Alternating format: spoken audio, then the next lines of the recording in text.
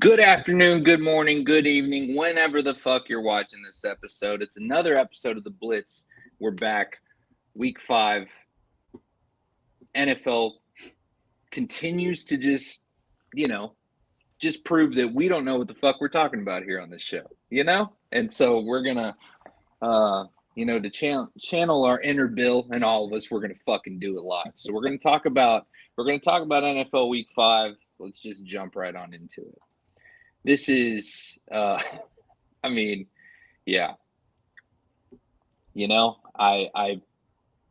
right. I'm just going to pass. I wanted this to be it. I wanted this to be the week. So the floor's yours, bud. Yeah. Look, I'm out of negative superlatives for this team, honestly. Yeah. You go for into the coach a game or for the whole team? Just for this whole kind of franchise, right? Yeah. I feel like this new ownership group was kind of set up to have to see how things played out this year, because the sale didn't go through until nearly the beginning of the season, right? So like Josh Harris and company didn't have an opportunity to really take an off season and do whatever their plan is. I don't know what their plan is. Maybe they would have stuck with Ron, but you go into this game against an 0-4 Bears team who had lost 14 consecutive games, and you get absolutely embarrassed. Like, this wasn't just, we lost a game against a bad team. This was, we got ran out of the stadium against an awful Bears team. It was never close. Thank you to Sam Howell for salvaging a fantasy day, because I went and picked him up in a couple of leagues that I had Justin Herbert in, who was on a bye, and he had a good day for me. So, thank you for salvaging that in the second half. But this was just an absolutely embarrassing display. And like I said, I'm out of superlatives for this. How Ron survived Thursday night into Friday is beyond me. It has to be that this ownership group is like, we're going to give it a year. We're going to see how this goes, and we're going to see where our next steps are, because that game Thursday night was an absolutely fireable offense. And I beg for anybody to prove me wrong about that, because that we are now the team that the last 2 longest losing streaks have been snapped against. 19 by the Lions before they beat the old Redskins, and 14 by the Bears when they beat the fucking Salamanders. It's embarrassing. It's absolutely embarrassing. Is there any objection to that, Mode? I mean, welcome to the show. Good to see you, buddy. Is there any objection to that? Are we 100% in agreement here that fucking Riverboat Ron needs to get Riverboat the fuck out? Somebody could have sent me a fucking warning message. I was jumping into a goddamn landmine explosion. It was the first game, dude. I don't know. No, I have no objection. I agree. I don't think you're gonna get rid of Ron. Not. I just think the ownership group is gonna see how the season goes. It's whatever, but it's bad. It really is. It really is. On to the next one. I apologize. I didn't get any of the scores on this week's games. That's on me. Oh, okay. Yeah, no. Sorry. No worries. Jags on the road. They beat the Bills, and technically both teams on the road. Technically a home game for the Jags, because they play for sure. I mean, Bills are technically the home team, but they were also in London. The weather may be similar, so yeah, dude, and cover your ears, senior. But yeah, I mean, is this just the kind of being in a unique kind of situation with London? Is this the magic of London affecting this, and jet lag and everything else that gets associated with it, or is this continued disruption inside the Buffalo chemistry perspective? We forgot how good the Jags were, though. Like, I think that the Jags have started the season. They're pulling it together like shit, and now they're putting it together. So I think that might be biggest takeaway for me. The defense played pretty good. The other Josh Allen looked really good. Yes. Yeah, Trevor Lawrence looked all right. The Calvin Ridley was really good. ETN had a day. ETN went, yeah. Let's keep fucking talking about. You just mentioned Sam Howell, who you had against me. You also had Travis Etienne. After Fields gives me 40 points to start the week, and then nobody else does anything. Well, that's not true. Justin Jefferson died. He did die. Yeah, no, the Jags look good. I can't even really fault Buffalo too much here. They were in it. It was a game, but yeah, I mean, what are you gonna say? Couple of things. One, Mode, I owe you an apology for the Justin Jefferson thing because I took him in FanDuel, and every week my most expensive player gets hurt in FanDuel. So I jinxed him. I apologize for that. And all you other fantasy owners out there that have Justin Jefferson, I do apologize for that. It was my fault. But two things from this game, though, right? One, Mode, you nailed it on the head, right? We forgot how good Jacksonville is. Also, they've got Buffalo's number. Other than Josh Allen's rookie year, where they beat Jacksonville in the regular season, they've won 3 out of the last 4, including one in the playoffs back in 17, but it might have been 19. And Josh Allen for the Jags is real deal pass rusher. The other thing from this, though, is that Jacksonville played last week in England as well against Atlanta, and they just stayed over and they just went down to London for this game and stayed there. They've been in basically in England for 9 days, 10 days, and bit of an advantage, right? Buffalo came in jet lagged, and Jacksonville had been there for over a week. And anybody that's traveled knows when you change time zones and shit, especially changing 5 time zones as it is from the East Coast to England, you get jet lag. And Jacksonville being over there, it's an advantage, but I don't want to take that away from the fact that what Andy said is absolutely right. Like, they looked like shit the first couple of weeks of the season. Despite playing Kansas City tight, we kind of started to maybe think, is Jacksonville a bit of a, false alarm from last season? Nope, they're still pretty good. They're still pretty good, and they showed it this weekend against Buffalo. Yeah, it's definitely hide your kids, hide your wife, because the Florida man is in full effect down in Duval. So, sorry, I'm trying to get. I'm trying to get the Contender Series up.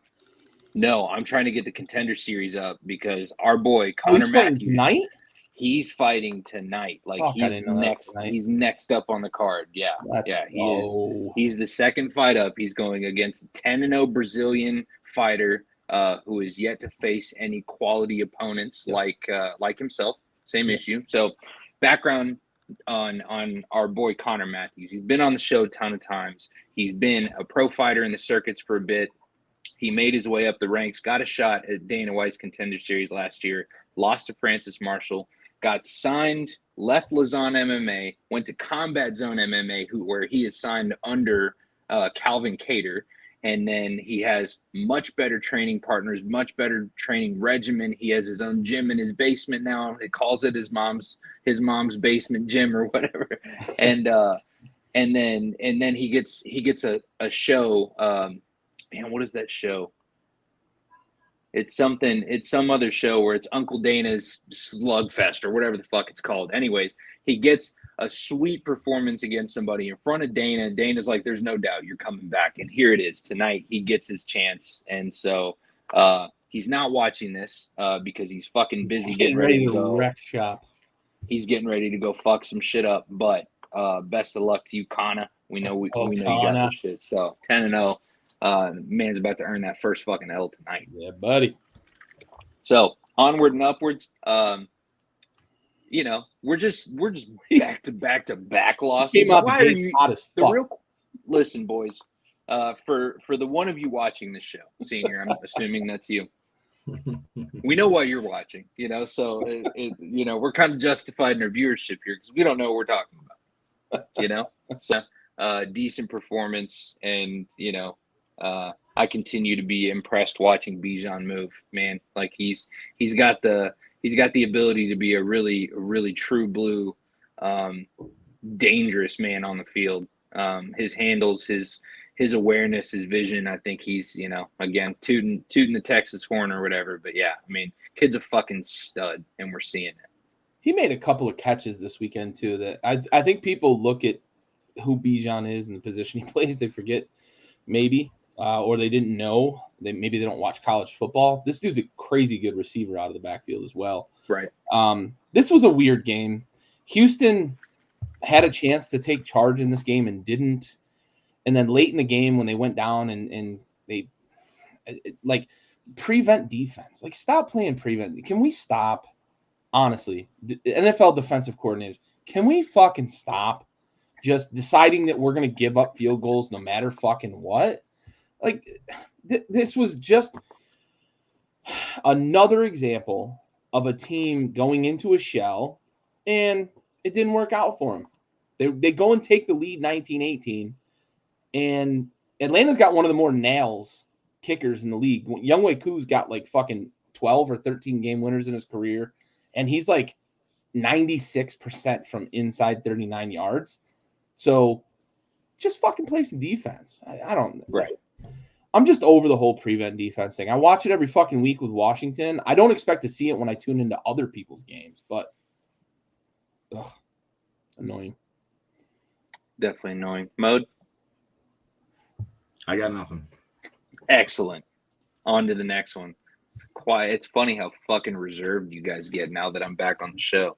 Just throwing that shit out there. It's not lost on me, okay? Victory Island here is the fucking D takes it to him, okay? Mom's back in the house. That's right. Mom's home. Ain't no fucking Capri Suns. We're not dealing with all those sugars. It's water, okay? It's vegetables, and it's fucking bedtime. Screen time's over. You found me. Here I am.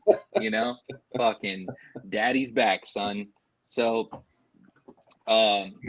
listen, Detroit fucking getting it done against the Panthers, who are not ready to be good yet. Yeah, no, they're not good at all. I don't know, man. There's some things watching the game. I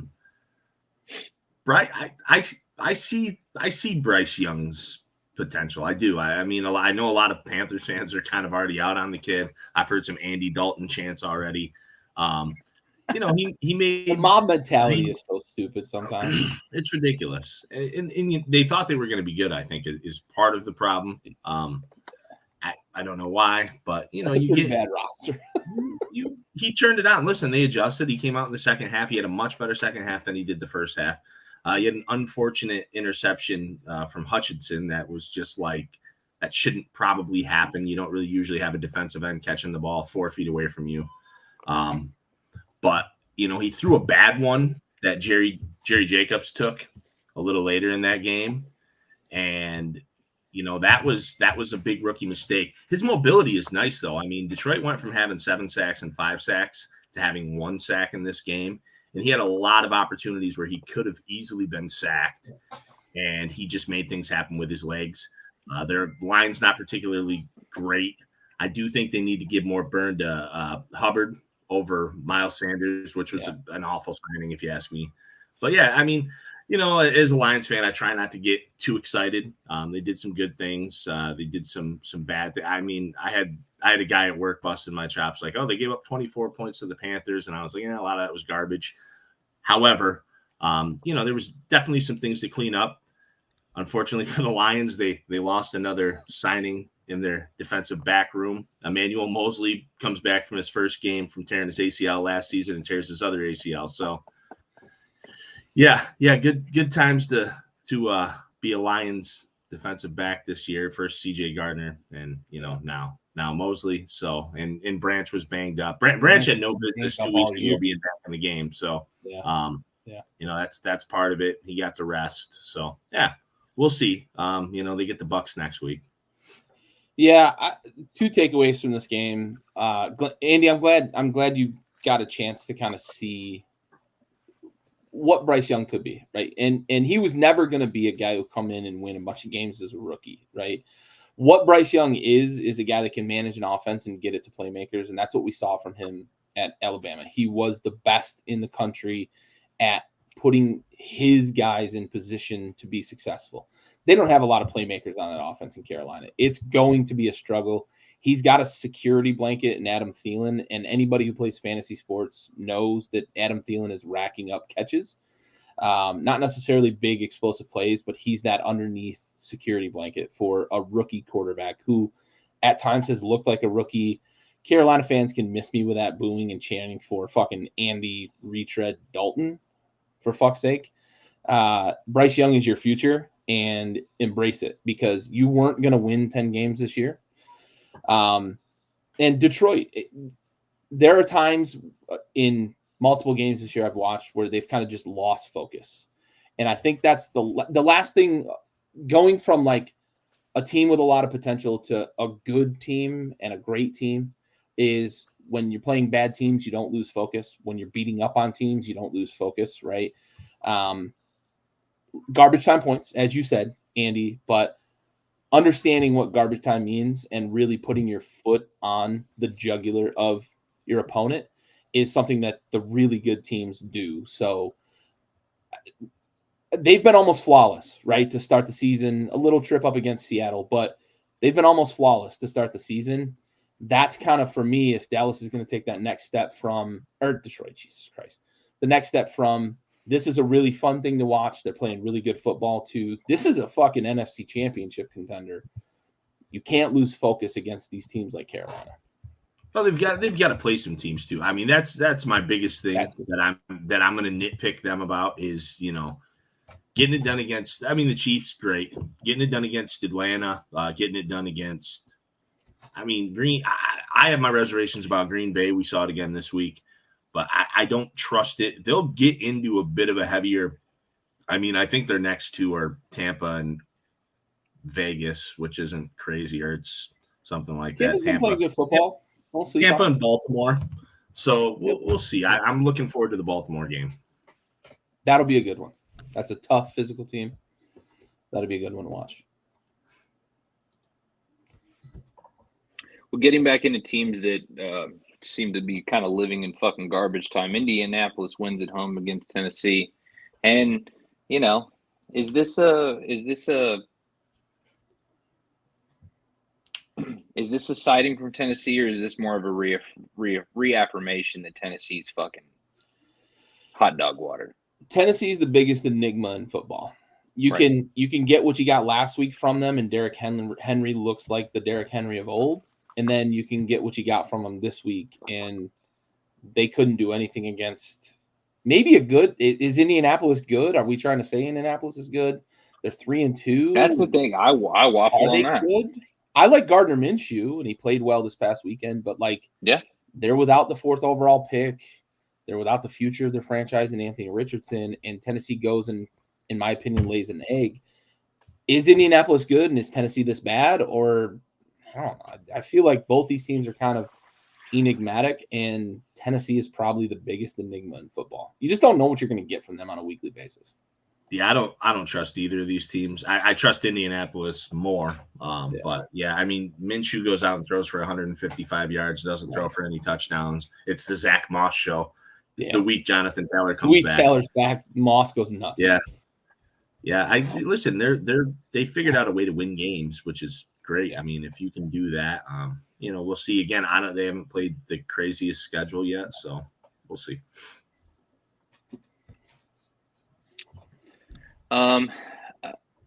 Miami. Jesus Christ, Miami. You know? That's a fucking wheels track team, bro. That's a fucking track team. Holy shit. There's no keeping up with that shit, dude. The run game, Cheetah, Waddle. I mean, that offense is so fucking disgusting.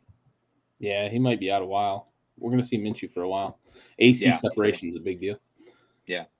Not a bad backup to have. Not a bad backup to have, for sure. Right, for sure. I like Minshew. This Miami team is fun, and Mike McDaniel acknowledged it after the game because they asked why you trade for Chase Claypool, and he's like, "You want me to say it? He's fast. He's fast. He's a big guy. He's kind of fast. He's really a bad wide receiver, but he's big. He's fast." He's bad. He said he was top 3 last year. Yeah. No, he didn't. He didn't believe that. Yeah, he did. Chase Claypool. Oh, no. I'm sorry. I thought you said Mike No. McDaniels. I Claypool was is going to say, the top 3 wide receiver in the league. No, Chase Claypool definitely said he was a top 3 receiver last year. Yes, he did. oh, yeah, no. I remember that for sure. And He's a top 3 wide receiver when he looks in the mirror. Maybe. Yeah. Maybe top 3 in like drop passes or Dylon. Dylon. But no, Miami's nuts. New York's bad. New York is going to struggle to win any games this year. Danny Doge is fucking terrible. They don't have a plan on offense. That's the craziest thing to me. Fucking swindled them. Good bro. Lord. 4 years. Oh, golly. 160 million. Get out of here. But they don't have a plan on offense. That's the craziest part is they just don't seem to like have any plan at all. And Miami was it was a track meet against that New York defense. Devin Achane is going to miss some time, but if you don't see that guy, it's hard to put into words how fast that dude is. He's a blazer. Yeah. And Hill had this one catch that went for like he got caught. I was surprised he got caught because I was watching that game at the same time as Lions game. Yeah, and I was like, oh, he's gone. And I'm like, he's not only going to get caught by whoever caught him, but the other guy was going to catch him too. The other guy I was kind of surprised by that. But they clocked him going over 22 miles an hour. Hell of a run. Well, he started on the right side and got tackled on the left sideline. So I mean, he covered not only like 50 or 60 yards up the field, but he was the whole ridiculous. And then not too long after that, Tua throws that pick six for like 100 yards, 102 yards. 102. Homeboy was gassed. Yeah. Yeah, it was that game had some moments where I was like, oh shit, this is but it's Miami, so yeah. On to the next, New Orleans on the road in Gillette, and New Orleans wins. So, we talked about Bill Belichick, man. What's going on, dude? Are we done? Are we done? Is Billy Belly fucking? I mean, I'm wearing the short sleeve. I thought the return of Bill O'Brien was going to maybe turn this offense around. Yeah. I don't think I could have been more wrong. I believe they've had a defensive score scored against them in all but one game this year, which is a fucking atrocious stat to claim. Mac Jones, I don't know where the real Mac Jones went, but I think they broke him last year, and he's never going to recover at this point. They may be tanking for Caleb Williams. Are they going to try to get Caleb Williams? I don't know, but boy, oh boy, it feels like the Bill Belichick era is coming to a screeching halt in New England. Right, you had some hope coming out of the gates too, right? Like that first week. Yeah. The passing game looked like, oh, here we go. I don't know what Mac Kendrick Bourne looked like Randy Moss for a week. Yeah, I know. He cost me Puka Nakua. Let's not talk about it. Because I fucking bought real estate in that island. Mac looked good. Over 300 yards that week. I think he had like 3 touchdowns. It seemed like, okay, maybe. And if that defense is half as good as we think it's going to be, team could be tough. I know you thought they were going to be tough, Gary. They were. The defense is no good. They look like they don't know what they want to be bad at. Like every week, it's like, well, we were really bad at this last week. Let's be worse at something else now this week. Yeah. And it works. It's a surefire way. They're hurt like crazy on defense. I'll give them that kind of escape, but they've looked really bad almost every week. Yeah. How does this weigh against Bill Belichick's perspective as a coach, as the GOAT? Does it really affect it? It does. I think it does. Right? I think it does mostly because of what we saw from Tom Brady when he left. I think you have to take in totality. You start to realize that it's really easy to be a really good coach when you've got the most selfless, the most driven, and maybe the most game-savvy quarterback to ever play. When you've got the GOAT under center, it's really, really easy to focus on making other things good and not having to worry about how we're going to score points. because I've said this to a lot of people, and I know I've said this on the show. I know we've talked about this on the show. Every good quarterback has always had like a Hall of Fame guy, right? Peyton had Marvin, Peyton had Reggie, right? John Elway had Ed McCaffrey. John Elway had Rod Smith. John Elway had Terrell Davis in the backfield, right? For the longest time, Brady didn't have that. In the 1 year he had that with Randy Moss, they broke records. And then he got Rob Gronkowski, and they broke records. They have set so many regular season and playoff records for quarterback and tight end. And you look at Mahomes with Kelsey and yada yada. It was such a convenience for Bill Belichick for 20 years with Tom Brady to just say, I'm going to make the best defensive the best defense possible, and I'm going to put a good offensive line in front of Brady, and everything else is going to fucking figure itself out. Julian Edelman wasn't even a wide receiver coming out of college, and he's one of the probably 5 best slot receivers to ever play the game. That's the luxury of Tom Brady. So what you just said, though, before the Edelman part, does some of that, because I can see where most people will take that as like the Brady effect covers up for, any weaknesses that Belichick may have had. At the same time, I kind of look at it as maybe Belichick is a really good coach, and maybe having that luxury fucks him up a little bit in the long run. It's like, if you have something great, you've got a fucking brand new vehicle that works well for fucking decades, and then you got something else that you get a beater, and it's like now you don't know how to make this thing fucking work because you've been used to luxury for so fucking long. Yeah. So like I think that while it helps him while Brady's there, it might hurt him now. It's just a disaster. But I do want everybody to really, before we go crazy on old Bill, just remember that we don't want to become Rashad McCants, because recently he was telling everybody that Greg Popovich is a bad coach. Because he also said his Turkish league team could beat the Nuggets. I know. I just tread with some caution here, because when you start to take shots at like an all-time great coach, there has to be some substance. And I mean, I understood his original point of like, well, why isn't he making these lesser players great? Well, he already did that because Tony Parker, Manu Ginobili, those guys weren't supposed to be Hall of Famers. So, right. I'll rest my case there. Look, you make a good point there. And I don't say what I said to say, like, I still think Bill Belichick's the greatest coach to ever do it, right? Let's be frank about it. I do think that Bill Belichick is the greatest coach to ever do it. I just think what we're seeing right now is that Bill Belichick for 20 years had the luxury of, I don't have to worry about quarterback. I don't have to worry about making plays on offense, and I don't have to worry about the fact that I can score 24 points anytime I need. I need to build a defense that's not going to give up 25, right?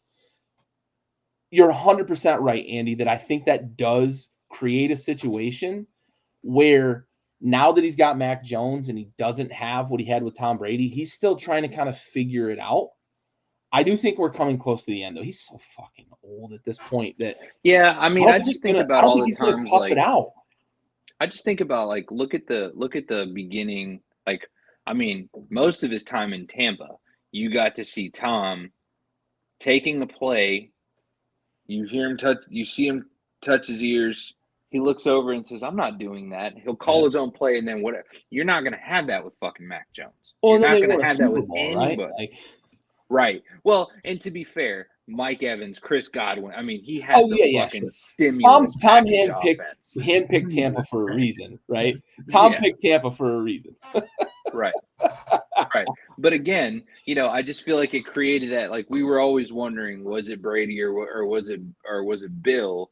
And isolating them allowed us to kind of see who was going to be able to sustain success. Right. Now, granted, Tom had a much better advantage than Bill did. Yeah. And if you put Bill in that situation, is Bill equally as successful? Probably.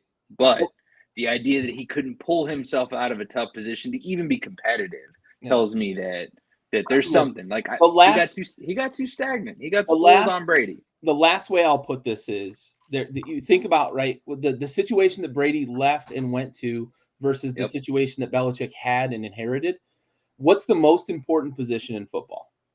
Quarterback, right? Kicker. No. So when Tom Brady, the greatest quarterback to ever do it, kicker, yeah, Justin Tucker, right? The greatest quarterback to ever do it, went down to Tampa Bay. Tampa Bay had the position of quarterback figured out, right? What has Bill Belichick not had since Brady left? The position of quarterback figured out, right? So it's not fair to say like Tom's success leaving Bill is an indictment on Bill. But I think what it does say in terms of the struggles with Bill right now and trying to figure this thing out is he's old. Maybe we're reaching the end here because I don't think that he's got another 5 years to try to build toward something left in him. I just don't think he's got it left in him. Yeah. Well, I'm sure he'll be around a while, but I don't imagine he'll be a coach for much longer. Only the good die young. So onward, and we're barely getting to the halfway point of this list, so I'm fucking taking us off the rails here. Victory Island, of course, never doubted it. It's the defense consistently put fucking pressure on that quarterback the entire fucking game, and there was really not much of an answer for it. I don't feel like Baltimore could ever really get any of their shit together at any point in time, and this is talking about Tennessee being an enigma, Baltimore's another one. They're a prime example of a fucking enigma where depending on what quarterback steps out and gets under center is going to dictate whether or not you're going to win that game, period. And it's a very like generic and kind of blanket statement to say, but when you're talking about Lamar, right. he is hot or cold. He's never, and he often doesn't change temperature in a game. He's not going to be dog shit for 3 straight quarters and then come back and win you the game. He's either going to be consistently good or consistently bad. So you got to give him that, right? So I don't know. Yeah. I jumped off the Pittsburgh bandwagon like 1 week too early. I was going to say the same thing. We both watched what the fuck happened against the Texans, and we were like, not fooling me. I'm good. And then they come back and do this.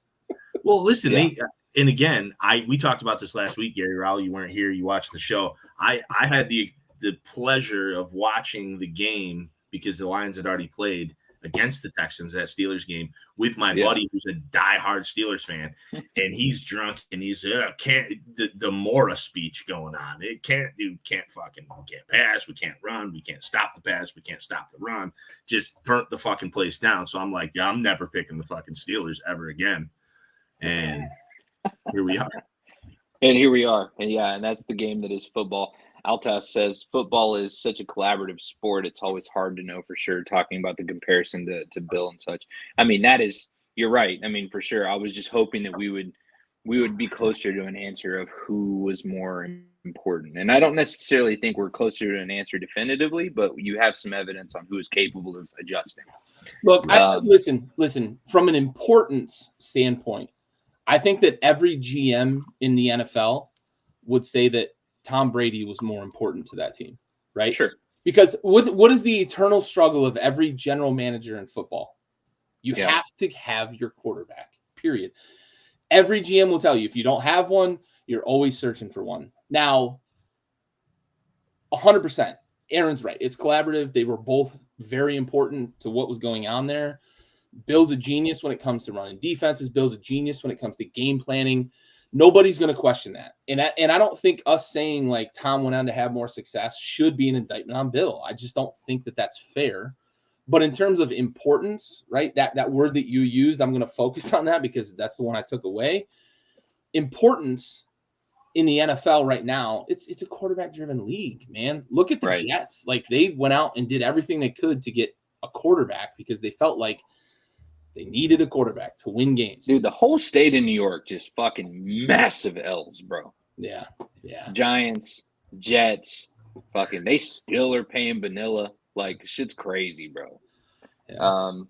All of the AC North is hot and cold, 100%. Yeah. 100%. Yeah. But yeah, I agree, Gary, with the indictment, not indicting Belichick over. Yeah. Over the, I don't think many people, blamed Kobe when Shaq won a title with Wade. So, right. It's one of those things where I would definitely take Tom Brady over Bill any day of the week. If you want to ask me who's more important. However, Sure. is a guy, and Bills fans can tell you the same thing. Gary, you're going through it right now. As a Lions fan, having a coach is important. When you don't have one for a couple of decades, it's really a big deal. So yeah, that's obviously something to sleep on with this whole You situation. guys kind of figured out both Yeah. at the same time, though, right? I think Aaron is providing an excellent fucking example of like what a team could be like without a good coach. Yeah, Staley. So, Absolutely. I mean, that's the thing. you put good owners, good ownership hires good, front office people. They'll Can take you care imagine of the when you don't Can you have it, you imagine don't a have it. calm, level-headed quarterback like Justin Herbert under the what's the tutelage of fucking Bill Belichick? Can you imagine? Like that would be Absolutely. fire. It would be awesome. That would be absolute fire emoji. And Dallas, and I'll fucking get to them in a second, but they're a prime example of a team that's pretty much fully loaded except for the quarterback position.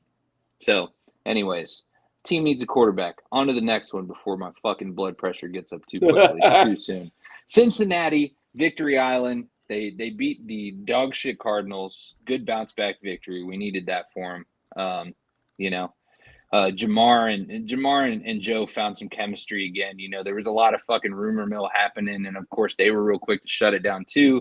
Look, Jamar is always going to talk his shit. He's going to say he's open because he's one of the best receivers in the National Football League. That's understandable. We can't read too far into this shit. We can't let the fucking headlines be the main story.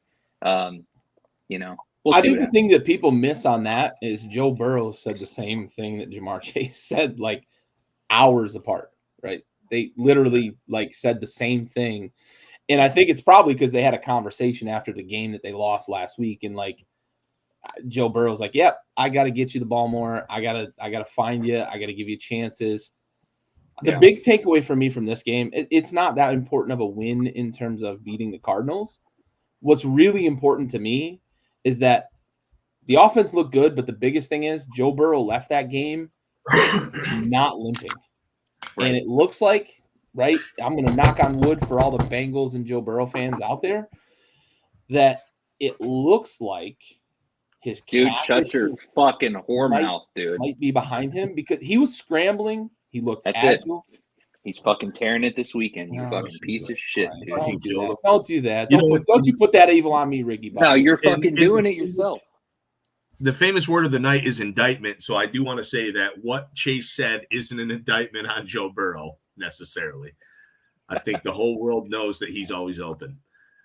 He is always open. Yeah, for sure. Listen, he's always open. I mean, part of that's probably the ones who should be arrested over this is the offensive line.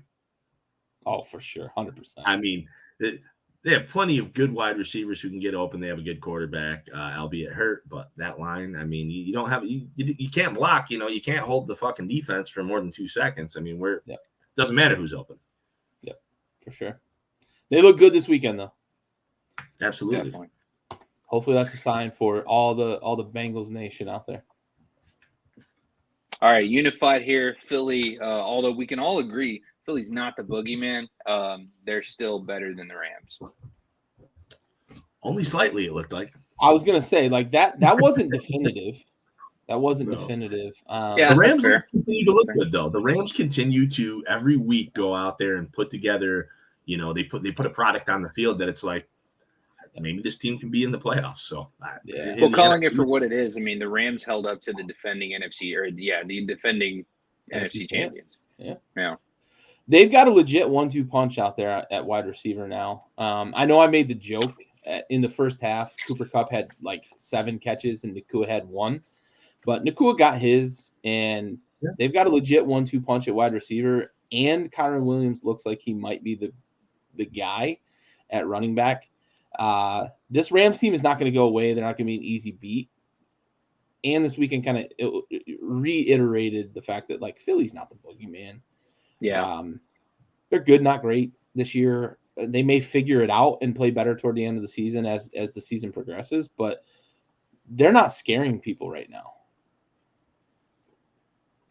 Well, no, and the Rams already played the boogeyman, and they only lost by a touchdown. So, exactly. I mean, this team is not half they're not going bad. I think everyone wanted to give them a hard time about being so young on defense. It looks like they hit some home runs with their young draft picks on defense. They've got some guys at all three levels, and Aaron Donald is still fucking Aaron Donald. Well, and there was weird press too coming in, like Kelly Stafford saying like Matt Stafford doesn't know how to relate to his offense because they're young, and I feel like people took that as like, oh fuck, and it's over, half-hearted. I mean, and also we have to stop listening. We don't listen to the wives, anyways. I love Kelly. Shout out to Kelly Stafford, but like, remember Giselle after the Super Bowl saying Tom can't catch the ball too. Like, let's stop listening to wives. I mean, imagine if we based our picks on fucking Brittany Mahomes, like. Oh, bro. Oh God. Calvin Ridley's good. Calvin Ridley is the problem. Yeah, he's good. He's good. Absolutely a problem. Yeah, Brittany Mahomes. Jealous as fuck of Taylor Swift. Dude, the bar is hot. Even Travis Kelce is saying that this is fucking excessive. So I'm happy that there's at least some acknowledgement there. Because look, the Swifties have joined the fight against turf, which is great. That's a lot of power, using the Swifties for good. So the NFL was never, ever, ever not going to capitalize on Taylor Swift's 700 million followers. Did you just capitalize on Taylor Swift with that fucking sentence? Never, ever, ever. I heard it. That was unintentional. Like you don't know you did. No, that was unintentional, but good call. You caught me, I guess. That was unintentional. Oh, T Swift, a fucking 21st century philosopher. Apparently. That actually might have been. That might have been subliminal, honestly, because my daughters love Taylor Swift and they listen to her all the time. That might have been subliminal. It doesn't get past me. Oh, don't worry. I have a 17-year-old trying to plot on how I'm going to buy her a $2,000 ticket for Toronto. Good luck. Yeah. Facts. Absolute fucking. There we go. Oh yeah, don't let a Swiftie know that we're talking about her. They'll jump to well over 6. Speaking of 6, that's what Brittany Mahomes is. Hey-o! Yeah, and is 6 in fucking Detroit. All right, so. Jesus. Attaboy. You know what I mean? Attaboy. Do not let her off the hook. Yeah, dude. There will be no fucking mercy. And and speaking of, look, listen, I'm fucking done. I'm done with Denver again. Like I gave him 1 week. I gave him 1 week. That was my one. I'm done for the season. That was your mistake. That was it. That was my mistake. So that was your mistake. It was my only solo mistake this week. She is a problem currently because Josh Allen has not played as well since breaking up with her. However, she is not a problem. And yeah, I guess we didn't. In the wise words of the philosopher Billy Bob, a fucking 10. Fucking Billy Bob. I kind of glossed over when we were talking about the Buffalo game in London, but again, we got a chance to see that kind of lost puppy look on Josh Allen's face this week, and it was like, it's fucking scary to see, man, because he just genuinely doesn't even seem aware, like, or he seems lost, like he doesn't know what to do. Really, just have their number. Yeah, I agree with that, Gary. I do think though that sometimes, like if the boat is rocking a little bit, I feel like Allen has trouble. He gets like when the going gets tough, he's great. Like if things are going well, he might be the best quarterback in the league. Like when things are going really well. Yeah. But when he's a fair weather quarterback.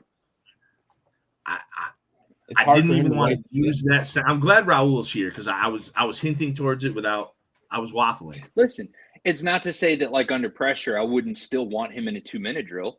100%. But if the stakes are high, you don't know what you're gonna get. That's what it is. Yeah. I got my cat scanned. Yes. We're gonna quote Varsity Blues the rest of the night. Speaking of cat, I hope nobody can hear my cat currently freaking out because she can't tell that I'm around a corner and she feels like everyone upstairs abandoned her. She's the ultimate I set the bedtime in this house cat. Yeah.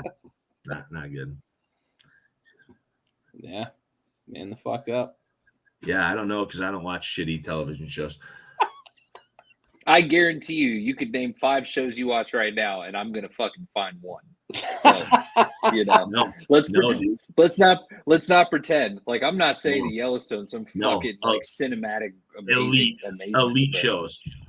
Elite shows, really. Elite shows. Oh, dude, we're gonna have some after hours discussions about this because I'll fucking see you after class mode. Anyways, 3 p.m. bike racks. Oh, dude, it's on site, son. Kansas City in Minnesota, fucking putting it down. Kansas City, they're still a problem. They're still in the AFC. They're getting a lot of attention, a lot of jersey sales, especially the number 87. Like a 300 or 400% spike in sales. How about the Swiftie that had the misspelled Kelsey jersey? K-E-L-S-E-Y. I didn't see that one. K-E-L-S-E-Y. Yeah. That's awesome. Yeah. Bitch went to wish.com and tried to stay relevant. I mean, everybody saw the Philly fans, right, with their jersey mashup of Kelsey Cox hurt Swift. Kelsey Cox hurt Swift. Yeah, that's messed up. I missed that last. Oh one. Yeah. RuPaul. Yeah, I didn't even know. I don't even know who RuPaul is, but so I know but you never heard of that person. Yeah, whatever you say, you fucking gay. Anyways, on to the next. We're moving along. We're 48 minutes into the show, and let's just fucking get this one over with. Hey, Dallas, come on, bring me back here. Bring me back. Dallas fans, are you listening? Do you believe me now? Do you believe me now? Because one thing's for certain, the boogeyman in the NFC is in the Bay Area, right? And Dallas, although managed to get through some games without losing or completely humiliating themselves, was never going to win this game. They were never going to win this game. And as long as San Francisco is that fucking dangerous, they will never win that game with that level of offense that we faced. There is no answer, period. It wasn't even fucking close. We had Sam Darnold on the goddamn field and couldn't stop it. Like, what was happening? It was, what was happening was much due fucking medicine for this Dallas crowd. And I'm fucking happy to see it. I love seeing these Dallas Cowboys fans as fucking up in arms as they are, because I'm over here like fucking Nate Diaz. I'm not surprised, motherfuckers. Like, it is what it is. I hope some people learn their fucking lesson. This is still not our year. I'm over it. San Fran's the fucking boogeyman. They're dangerous. Brock Purdy is the fucking real deal. He's got arguably the new GOAT. I mean, he's next to Bill Belichick. I think he's probably the best coach in football. Like, I mean, that team is very well put together. Yeah. Weapons. Listen, you know who needs to learn his lesson? Micah Parsons, who, after getting shellacked on both sides of the ball, and mind you, Christian McCaffrey only touched the ball 14 times for 85, I believe, total yards in this game. And they lost by fucking 700, it felt like. This game was never close. You mentioned it. Sam Darnold got into this game. Micah Parsons comes on the fucking TV after the game in his post-game interview and says, I still think we're a Super Bowl team. I still think we're the best team. There were a couple of plays that made the difference in this game. No, bub. There were light years between you and San Francisco on Sunday night. It wasn't close. It was never close. And this, to me, like we've talked about, like Philly's not the boogeyman this year. San Fran is just this much better than the rest of the NFC. It is unbelievable. They are so good on both sides. They are a top 3 offense and a top 3 defense. They've got playmakers all over the field on offense. George Kittle, who hadn't really been heard from all year, decided he was just I'm just going to score 3 touchdowns against the Dallas Cowboys. And then the defense just making Dallas look really fucking pedestrian. This is the most well put together team in football. And mind you, we talked about this last week, Andy. This team is more than $40 million under the cap. Under the cap. How do you build a team like this with that? And you've got They spent a little Debo, you've got CMC, you've got Bosa, you've got, all the weapons. Dude, Brandon Ayuk is a stud. He's perfect. Bro. He's such a perfect. Gary and I talked about this. Such a perfect compliment for when you can run the ball with McCaffrey and you have a guy like Debo who's a Swiss Army knife and you've got Kittle. Like to have Ayuk who can just like take the top off of that defense. Listen, dude. Kelsey's like they had Kittle mic'd up. And he was like, I think I got 3 catches for 3 touchdowns. Like you didn't know, big goofball. Like you didn't know you had 3 catches for 3 touchdowns. 3 for $127 and 3 touchdowns. Dude, excellent. and more salt in the wound to Dallas is that goddamn trick play to Kittle for the touchdown. Oh yeah. The pitch handoff. 3 hours. Sweet just ran that fucking play earlier in the day and had the same result to the same position on the same side of the fucking field. Like, I don't know how that play works twice in one day. It was almost like San Fran was like, hey, you want to see us be real dickheads here? Let's run a fucking weird trick play that shouldn't work that another team already ran earlier. It's that SpongeBob meme. You want to see me do it again? Yeah. This is annexation of Puerto Rico, bud. Yeah. laying the fucking baby arm right across Dallas's mouth. Oop de oop. What the fuck is an oop de oop? Yeah, they just Mia Khalifa the fuck out of the Cowboys, and it wasn't. Oh Christ, Corey says, can the journeyman hippie, AK Dazed and Confused, do anything in Indy? Well, to quote the movie, it'd be a lot cooler if he did. Yeah, Corey, if you could show up earlier in the goddamn episode, you'd have had these questions answered already. I like Minshew. We all like Minshew. Jesus, bro. Yeah. Oh, dude, that's wild. Yeah, that might be an over. That might be an over. How in the fuck is 900,000 pick in the draft? Is it 900K? 750 or 870? 870. 870. So, yeah, and the taxes are 6,000%. Yeah, it's like hitting the Powerball. He owes the state of California money after the year. If you hit the Powerball in New York, you lose your fucking house the same day. That's it. And that shit's at 1.7 billion. Yeah. Oh, if you win the lottery in New York or California, you actually have to surrender all your assets and file for bankruptcy. You just go to jail. Yeah. Directly to jail. Do not pass go. No, no sure. $200 for sure. And that 1.7 billion will be dedicated to a fucking homeless shelter or something. It'll be in the tip of a fucking nuke heading to a fucking I'm not. State taxes, dog. State taxes. Well, fucking. I'm down to level that bitch. Let's fucking move on. Do it. Send it, bro. Anyways, Green Bay, all of us. Facts. Just everything I've seen today. I just don't need, we're not political, so fucking one bite, everybody knows the rules. But I don't need that shit. I don't need Sleepy Joe out here fucking calling them mamas 10 times on a fucking conference today. And then that's the leader of the fucking free world. And listen, I'm gonna assume it's a troll because I don't want the president to be that dumb. Is that not a great troll?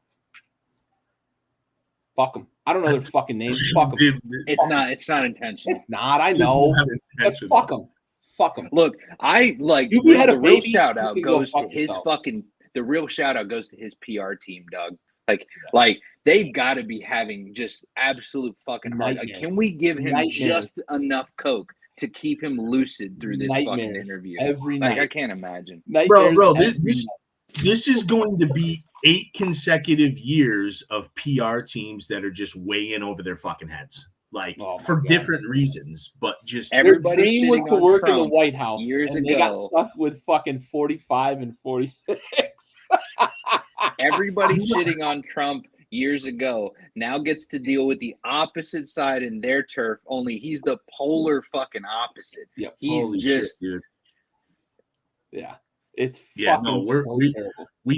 Listen, this is the fucking last fucking we voted for these fucking people. We're getting the speed wobbles. What are we you know doing? what I mean? We're going down the hill on a bike and we got the speed wobbles, and it is very fucking close to being over. You know what I'm saying? So we've only got a few episodes left, so let's fucking enjoy it. Green Bay gets fucking, we're on loser island. They lose to the goddamn Raiders. Good. Fuck them. The first time I picked Green Bay all season, and I didn't want to fucking do it. You said you weren't going to pick them all year. No, I shouldn't have. Fuck them. Oh, it's fantastic. I don't really remember have if I anything picked on the them this game. week Honestly, or I not. don't give two fucks about this game. fuck To 'em. be 100%, I was. Yeah. Listen, I've got two things from the game. Two things. Yeah, One, you do. Josh McDaniels is fucking weird. How he didn't go for that 4th and 1 to put the game away, like what's he doing? And then Jordan Love has moments, and then he has really bad moments.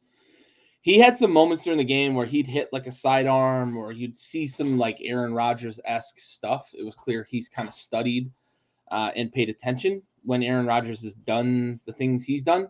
And then you get to the last play of the game, essentially the play that put it away, where he threw the pick in the end zone, and you see that like he's not quite there yet, because he throws that ball. He had about a 6-yard window, which in the NFL is like outer space, essentially, in the NFL. And he underthrows Christian Watson so badly that the defensive back basically caught the ball in stride. If he throws that ball to the back pylon, that's a touchdown. They probably win the game. But that's the difference right now, is that Jordan Love isn't quite there. It's a super young team. I like a lot of kind of what I see from Green Bay. I've gone on the record on this show of saying, like, I think Jordan Love can play. I think that this is a team that this year is probably not going to be their year, but the NFC North is going to be a fun one to watch, because the Bears might end up with Caleb Williams. And the Packers seem like they've kind of got their quarterback, and they're young and they're going to grow together. And the Lions are what they are. Minnesota might end up be the team holding the bag. They probably are going to have to figure out what they're going to do with Kirk Cousins after this season. That was an interesting game to watch, but it was ugly as fuck. And Josh McDaniels should not be a head coach in the NFL. That list seems to be fucking growing this year, doesn't it? Mm-hmm. So, I mean, I feel like we weren't really – I mean, I feel like we were already kind of torches and pitchforks with Staley last year. But he's this year that – his job. If he hasn't yet, he's never going to lose it. Dude, apparently working for the fucking Chargers is like working for the goddamn post office. You just can't get fired. Can't get fired. Anyways. I think a little bit of both. Green Bay was kind of sloppy Monday night. The Raiders are okay. They've got talent. Devontae Adams is the real deal. He still is the real. He's still a fucking problem. Yeah. Yeah, for sure. All right. Well, for those of you guys that don't know, I doubt it, because everyone that's watching this is a regular, and of course we appreciate the shit out of you guys. But for those of you guys that don't know, we're a veteran-owned podcast, and we dedicate every episode to a fallen service member in our Folds of Honor sponsor segment called Our Salute to Service.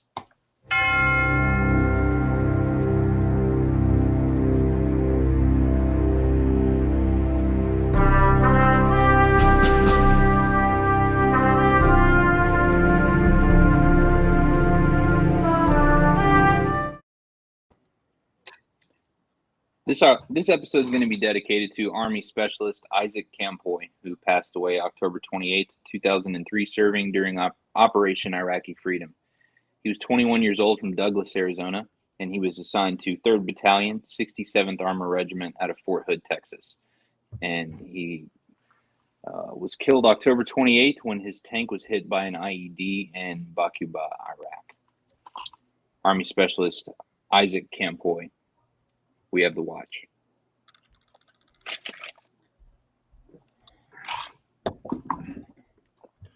Also, the Connor fight is coming on now.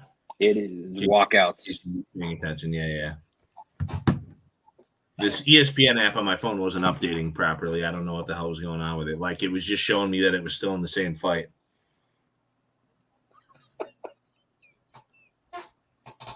Well done, Corey. Yeah. Well done. Yeah, my dad was telling me this week, Jelly Roll does a lot of work with Folds of Honor. So those of you that don't know who Jelly Roll is, he's a country. He's like a modern country. Yeah, he makes, Raul, you probably know this better. Let me take this over. He makes shitty music. Raul, it's easy. He makes decent music, but it's definitely very hip hop. I think hip hop. That's what. I'd okay. Probably go with yeah. It. Yeah. I was gonna say country rap, but it's more that rebel rap. Yeah. But for them country whites that say the N-word with the A rather than the R. Yeah, he does a lot of work with hip with Folds of Honor. Words are tough. Yeah, they are. Right now they are. Yeah, well, that's sick. I didn't know he worked with Folds of Honor. That's cool.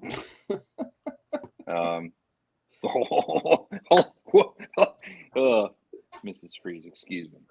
All right. Listen, we're not an Apple family here. We know, dude. We know. Oh. Yeah, you came at the wrong lad. I got fucking Android all day there, Lexi. Relax.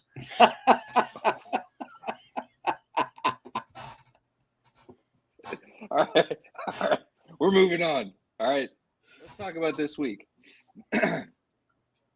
I said it once, I'll say it again. I will not pick Denver again. And it's obviously not going to happen against Kansas City. This is a fucking no-brainer. I absolutely love how badly this season has gone for Denver because Sean Payton was out here fucking spitting fire at anybody that would listen. Yeah. And the fact that Nathaniel Hackett just beat him is just the icing on the cake of the fuck you Sean Payton celebration. Agreed. He's still right about Hackett, though. Oh, sure. But it's so fun. It's so fun that Hackett just beat him.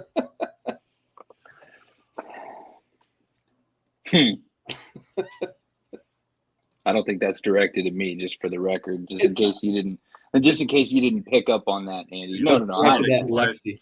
Do you want to see it now, or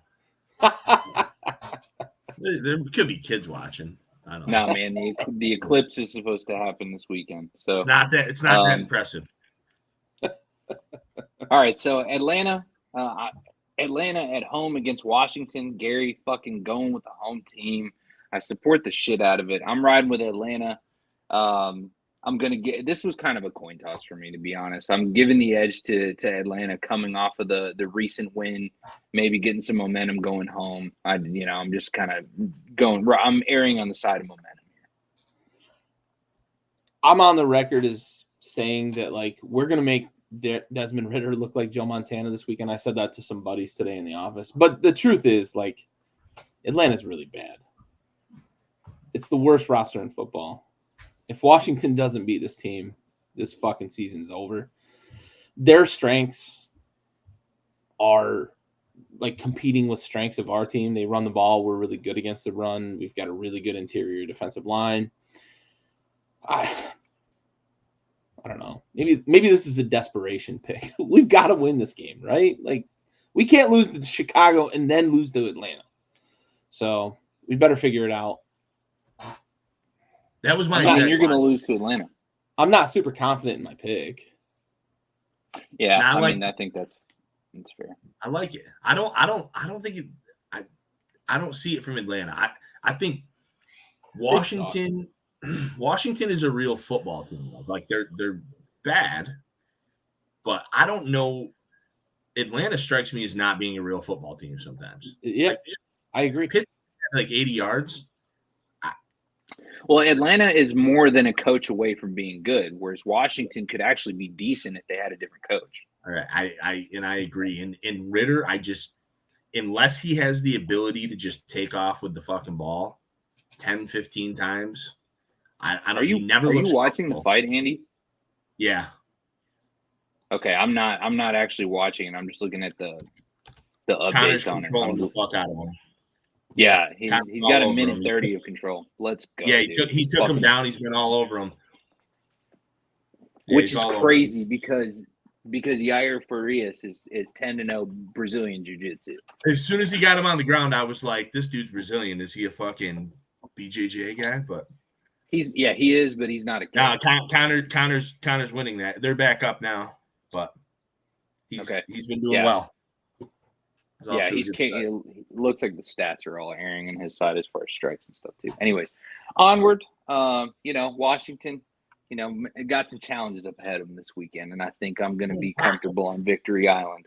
All of us unified here in Baltimore. For some reason, it's the two enigmas going against one another, and we're going to err on the side of Baltimore rather than Tennessee because outside of King Henry, there's really no reason I think to ride to Tennessee here.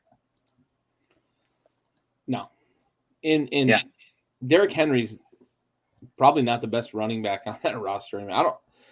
I don't know when I anticipated actually saying that. I don't think it was this year, but Tajay Sharp is the real deal. That dude can play.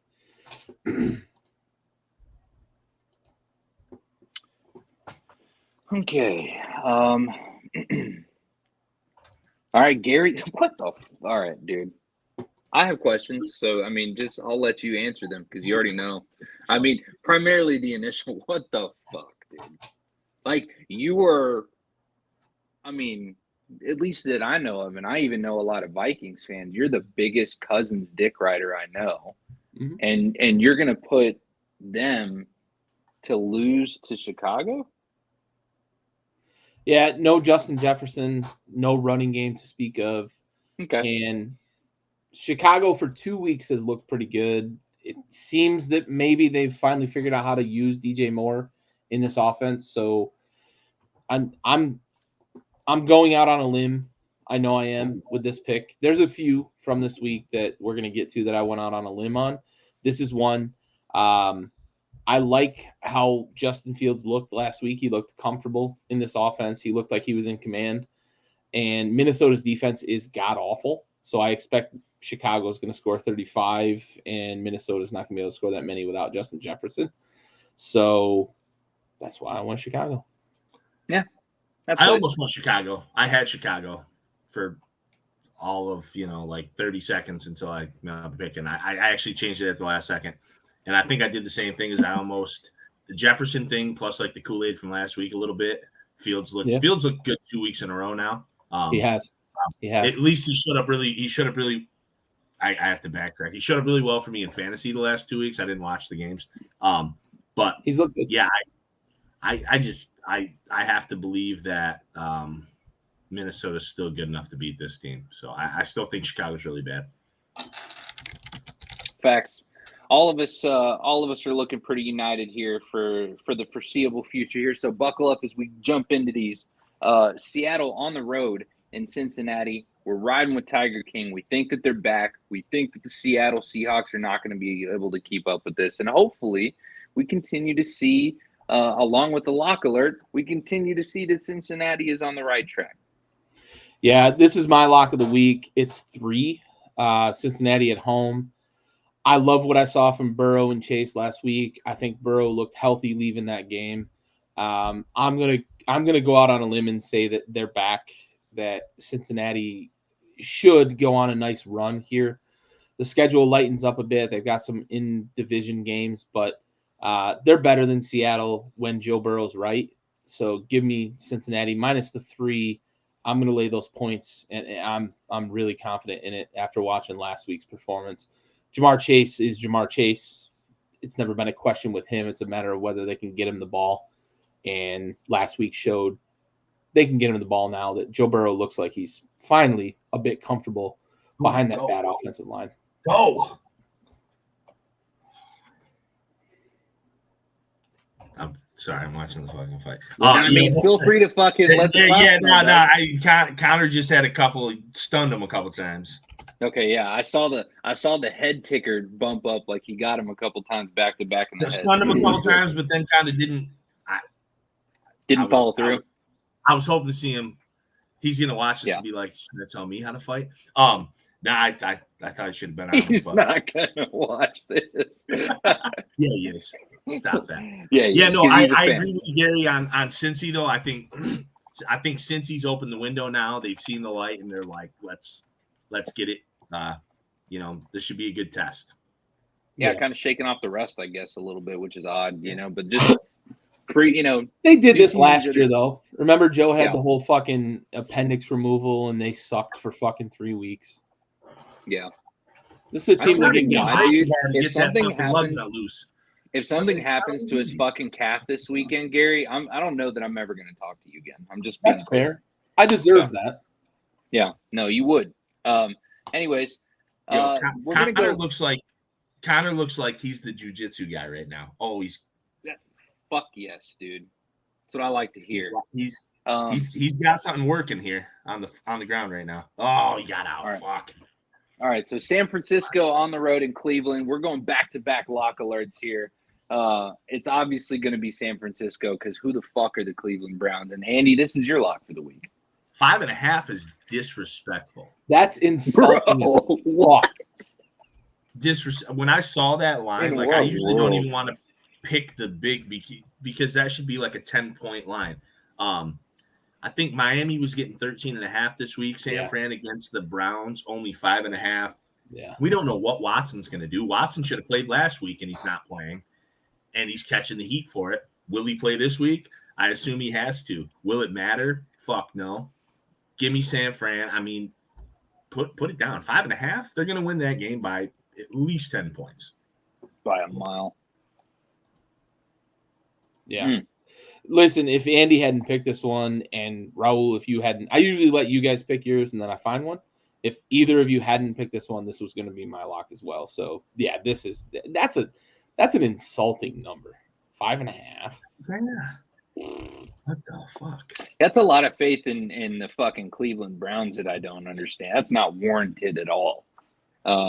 But anyway, so we're going back to back locks here. So Carolina on the road in Miami, the most explosive offense in the NFL, the fastest offense in the NFL. And this is my lock alert.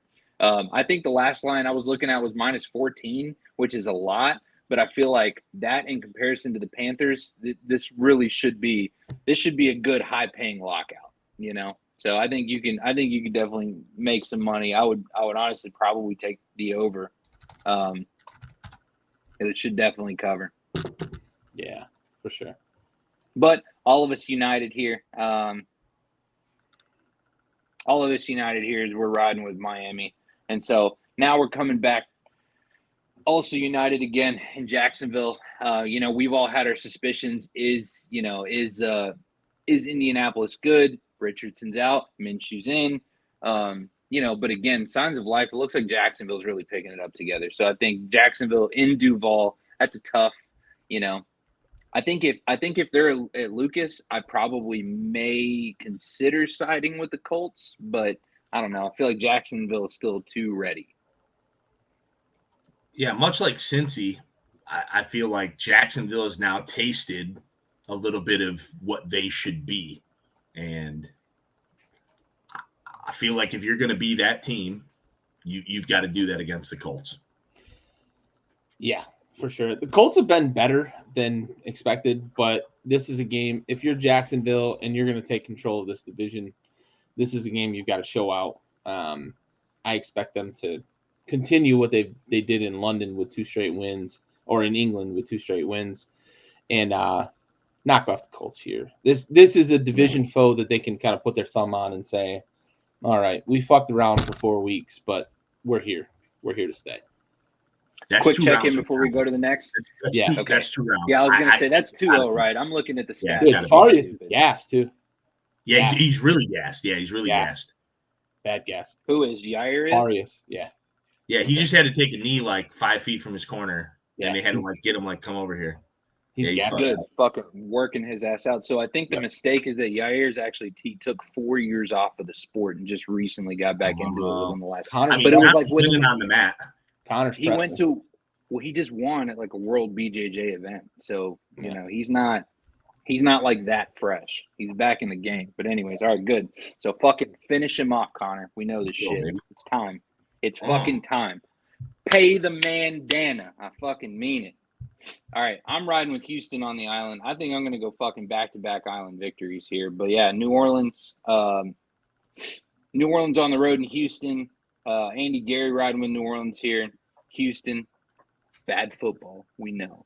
But still some signs of life. I like the future for Houston, but New Orleans' defense is good. This might be a week where we see CJ Stroud have some film he can learn from, because this defense is the real deal. The offense is questionable still. Kamara, I think, is still kind of feeling his way back into it. Derek Carr still hasn't figured out that he's got more than one wide receiver. I think he's used to having like Devontae Adams and Hunter Renfrow as the only guy he throws to over the course of the last 4 years. Michael Thomas is not the best wide receiver on that team, and Derek Carr hasn't figured it out. But that defense is good enough. I think they're going to confuse CJ Stroud a bit. We might see this be the week that the Rook understands that he's in the NFL. Yeah, I agree. I mean, it's tough because I don't really fancy, so to speak, either of these teams. However, right. I bet on Houston after the Steelers game, and they kind of scorned me. And I'm like, all right, fuck it, we'll give the Saints a try. Yeah, I'm giving Houston home field. That's really the only reason I picked them here. I do. I mean, that defense is definitely going to be a real challenge for the young QB this week, but we'll see. We'll see. I have them pulling it out. And this one was another fucking coin toss between two soup sandwiches. As New England goes on the road, they're in Vegas. And so on an island here, this one, not confident about. This one waffled the entire time. Don't really even feel confident about my pick, especially knowing that Vegas came back and, got the dub, got an ugly W yesterday. I'm still gonna, obviously I'm in it. I'm locked in. I had New England until I put the graphic together, and I was like, nope, I'm changing. I waffled, honestly. I had literally, I was putting the graphic together, and I was like, nope, I'm not picking New England. I'm picking Vegas. I was on them early in the season, and I made it known on the show that I thought the defense was going to carry them, the running game was going to carry them. Not true. Not true at all. Give me Vegas over New England here, even though it's Belichick against a former disciple. Yeah, I'm New England has kind of lost me as far as picks go. Oakland kind of gets they get a little headway with the win here last week against Green Bay. It's always nice when you can win a game and you can beat the fucking Packers. You earn a little respect from me that way. So let's see what happens. Yeah, for sure. Hundo Peasy. Yeah. How are we looking? Quick fight check. Oh, it's Carr's family. I'm disappointed. Dude. Connor's still pressing. Farias is toast. I don't know if Connor's going to be able to finish him, but he's going to win. Well, I wanted to drag him. I didn't want the submission, just to be clear. I didn't want the submission. I wanted him to drag him out into the fucking deep waters and show Dana show Unc that he's fucking got the gas tank. It would have been nice, but listen, if he wins all 3 rounds, he's winning all 3 rounds right now. He's gonna win all 3. If he doesn't, don't get slip up. This is a pretty definitive win. Yeah, he's dominated this. Until we get some dominated UFC. Yair has officially on record had control for 18 seconds to Connor's 4.5 minutes. Yeah. I mean, he has moments where he comes out and he throws 5 or 6 good shots, but Connor's just weathering the storm, countering. It's a pretty beautiful fight, I would say. Yeah, Connor's done well. He's taken some punches too. He's shown he's got a chin. Well, I think he's already showed.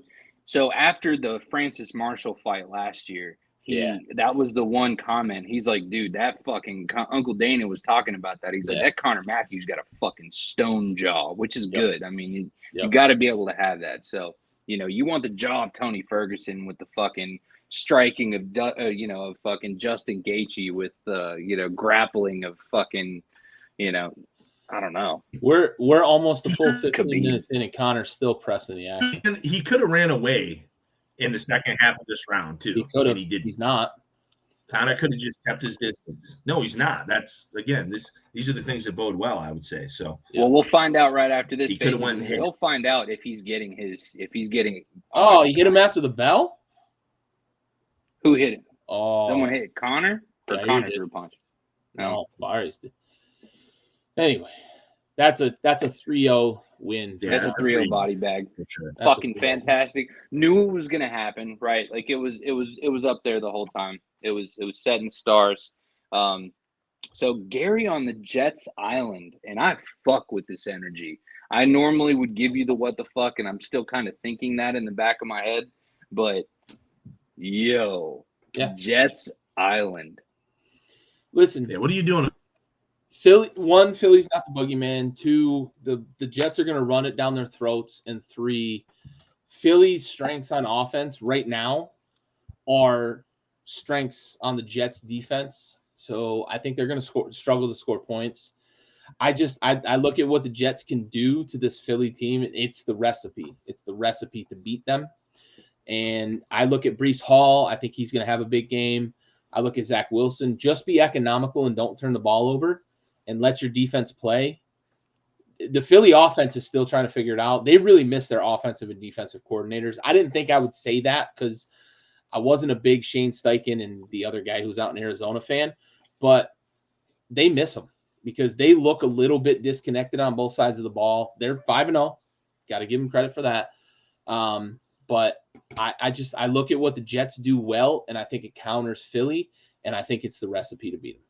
It's a gut feeling. I more of a gut feeling than anything, just based on the fact of what New York does well, and it counters kind of what Philly is. Understandable. Yeah, I think Philly's gonna smash him. You think they're going to thrash them? I think they're gonna smash him. Yeah. Okay. And just that was where I landed. I mean, listen, if the Jets manage to win this game, it's awesome. I have no ill will towards that, but when I looked at that, I was like, man, I think they're gonna get killed. Okay. Connor Matthews, bud. Connor Matthews. Yeah, he's a longtime patron of the show. We've been talking with him and about him for years. Professional fighter or amateur turned professional over the last few years in the New England circuits.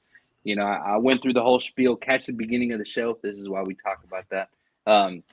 Anyways, we talked about it in the beginning of the show. He is a guy who was on the Contender Series last year. He is a Air Force veteran. He was a combat controller in the Air Force. He lost his initial fight in the Contender Series. He got another chance to come back. He went and signed with Calvin Cater's fight team, and he fought in a Uncle Dana showdown of some type, looking for a fight. That's what it was. And he won. He beat the shit out of that guy. Uncle Dana gave him another shot on the Contender Series, and it appears as though he just 3-0'd his opponent in his second appearance in the Contender Series. So hoping that we get a look at the newest member of the fucking UFC tonight by the name of Connor Matthews, longtime member of the show, been on the show 4 or 5 times at least, right, Andy? Yeah. Extremely nice guy, humble dude. Yeah, good people. Good people. Yeah, just excellent. He put in great fight. I mean, that was just super disciplined the whole fight. I loved every second of it. I thought last year when he fought, he ran into that guy that was young. Was it the guy? The one guy he fought last time was like 23 years old, 22 years old, and just they called that unanimous, right? I ended up turning it off after it was over. Okay, I would hope. I saw that it went to decision, but yeah, it would have had to have been. I mean, yeah, there's no way he didn't definitely win 2 rounds. Right. I would have called them. I would have called them 3. Right. Yeah, for whatever reason, the ESPN update specifically, or the ESPN app specifically on my phone, doesn't want to update anything. Yeah. We got the decision coming. What do you mean? Did I miss it? I think you did. Oh, mine's behind. At least the website's already updated, so I don't know. I'm not actually watching the The fight. I would ESPN normally Plus be watching broadcast is announcing it right now. Oh, okay. Well, is it unanimous? Let me double check. Hold on. Yeah, unanimous. Okay, good. Good. All right. Well, hopefully we'll hear soon that he got it. So, anyways, who's the asshole that scored this 29-28? Dude, come on. 30-27, 30-27, and 29-28. Get the fuck out of here, man. Who's the fucking dickhead that had this 29-28? I want to know because I want to fucking serve him a fucking what did they end up calling it? I missed 30-27, 30-27, and 29-28. Unanimous, but who's the dickhead that had it 29-28? So, I mean, yeah, the 29. There's always one. One of the fucking judges was Brazilian, dog. We know. Anyway, so Detroit on the road in Tampa Bay. We're all unanimous. We're riding with the fucking Lions. Baker's out, but Goff is in. I have a confession. Detroit. I have a confession. My gut tells me this is not going to be a rollover game for Detroit. I waffled a little bit on this one. Tampa's defense does a lot of things that counter Detroit's offense fairly well. And Goff, despite he had a really good road game earlier this year, in his career, he's really bad on the road. So just for those of you out there betting this line, just be cautious that like Goff's not good on the road. I expect Detroit to win this game, but I don't think it's going to be this knockdown, drag out. Baker's played well. He's got weapons there in Tampa. They still have Evans and Godwin. I don't. My gut was telling me earlier. This isn't an obvious pick because of how Goff usually plays on the road. That's all. Fair enough. We're riding with the Rams though against the dog shit Cardinals. They're at home. Should be the dog shit Cardinals that somehow pulled a victory against arguably one of the best defenses in the NFL. Yeah, that one. Cardinals are plucky. Rams. Cardinals are plucky. They've been a lot more competitive than I thought they were going to be this year. Yeah. Josh Dobbs. Apparently, he remembered how to play quarterback suddenly this year. Charlie Villanueva. Yeah. He was really good at Tennessee, and I thought he had a chance to be successful in the NFL if he went to the right situation. He went to Pittsburgh to be a backup. He's playing well this year, though. I don't know what it is about this Arizona offense. It works for him. I mean, we could talk about Arizona being bad all we want, but like a lot of people said the Rams are going to be bad too. And I just want to point out the fact that I didn't think we were going to see the Rams be a 7-point favorite at all this year against anyone, not coming into the year at least. I believed in the Rams a little bit. I said it the first show. The second show, the first week show. But I think this Rams team is kind of flipping the world up on its side a little bit, you know, with what they've been able to do, the way they've hung in with some good teams. Don't forget, they've got a good quarterback. They've got a guy who broke a bunch of records as a wide receiver, and they still have Aaron Donald. Yeah. There's still some talent. And they're well coached. I mean, they are well coached. Yeah, for sure. All right, sorry about that. And we're back. Yeah, I mean, obviously, right? Obviously, the Giants are not going to fucking win. Maybe ever, right? It's going to be unanimous Buffalo at home. Good bounce back game after a fucking kind of, you know, shitting the bed moment there in London last week. There's nothing to really note here for New York. No, except the line. If you want to be Vegas and scare the fuck out of everyone off of a line, make it 14. Yeah. I mean, it's fair, but I know. Listen, Barkley is back this week. That's probably the only thing to note for New York is the expectation is Barkley's back.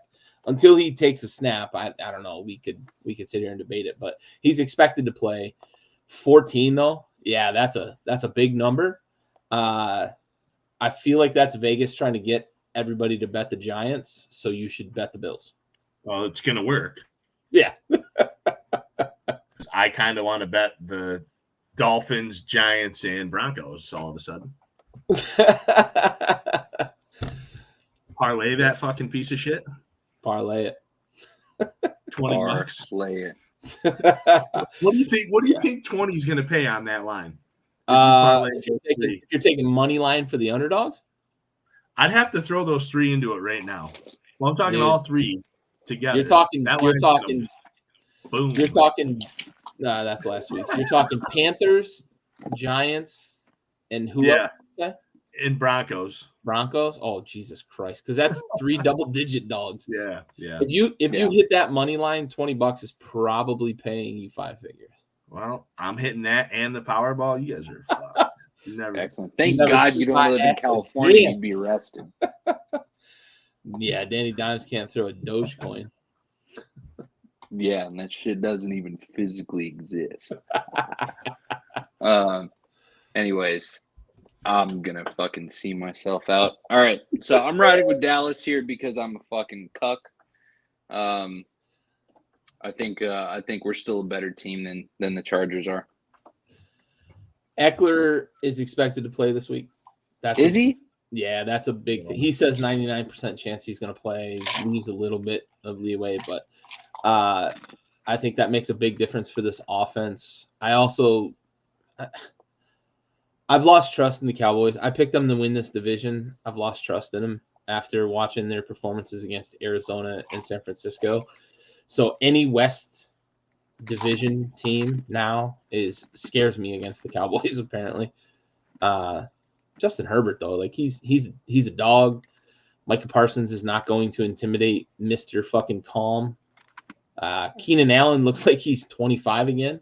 Yeah, what the hell is going on there? Yeah, and you get Eckler back. Is he taking all the fucking stem cells? Like what the fuck? Apparently, yeah, every stem cell has been injected into his body. Yeah. It's beautiful to watch because Keenan Allen is like one of the quietest dudes that's ever just been phenomenal. Yeah. And they get Eckler back this week. So that's why I picked LA. That's fair. Yeah, and he said Eckler, not only is Eckler supposed to be back this week, but I was reading that he was probably okay to play 2 weeks ago, but then they had the bye week coming up the next week. So they were like, fuck, we're going to let him rest. Yeah. Yep. Yeah, I mean, this is just being fucking trying to be a hometown hero. I'm just trying to believe that they can bounce back and whatever. But I made that mistake 2 weeks ago. Yeah, you did. Yo, and if anybody wants to gamble a little bit, $20 if you want to pick the parlay trifecta of the Giants, Broncos, and who was the other one? Panthers. I just did it. Panthers. Giants, Broncos, and Panthers. You're going to get a plus 26,617, which means a $20 investment. A mere $20 investment will get you $5,323. Woo! I mean, listen, you ain't Powerball rich, but I mean, you want to bet 100 on that. Get wet, get son. A 26 piece, baby. Get wet, son. And a fucking biscuit. It ain't gonna win. It ain't gonna win. It's not gonna win. It ain't gonna win. It's not gonna win. You might be crazy not to try it. Yeah. Float it out there. Yeah, I mean, what do you fuck? It's $20. You know, if you got it, flaunt it. See what you do. Well, boys, another episode in the books. It depends on what you did for that $20. Because 20 is 20. Yeah. Yeah, I'm just gonna if let you showed that your fucking butthole dog for that lie. $20, don't do it. Well, if all you're doing is showing that butthole, it's one thing. Well, it depends on how many people saw it. You know, I just think it's in everyone's best interest, including the 5 people that are watching the show, that we move on. So any closing arguments, any closing thoughts aside from buttholes and $20? I think at this point we kind of know who the good teams are. We're not looking at buttholes. We know who the good teams are.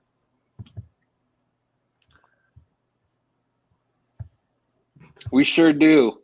Mode.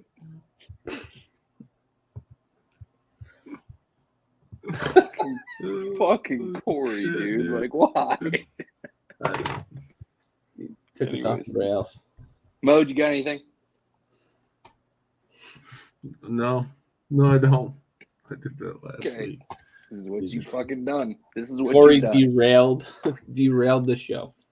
As usual, just throws, like, he fucking drops a nuke on the fucking conversation and then just, listen, I don't know what fucking coast you're on, but 8 p.m. Eastern, dog. Show up.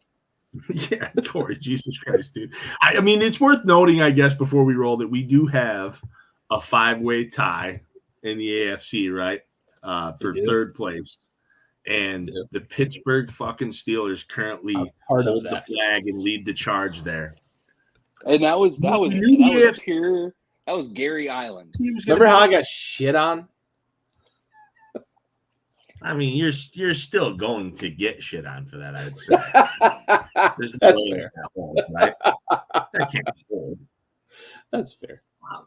I mean, listen, Tampa's in fourth place in the NFC currently, so leading their division, 3-1. Yeah. 3-1 Buccaneers.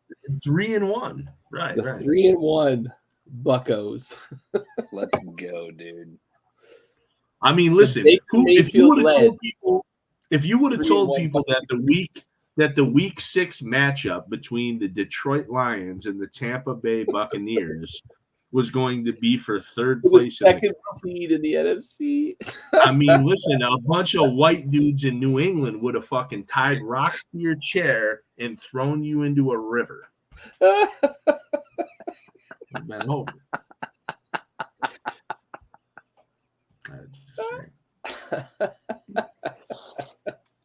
This fucking show is trash. What are we doing?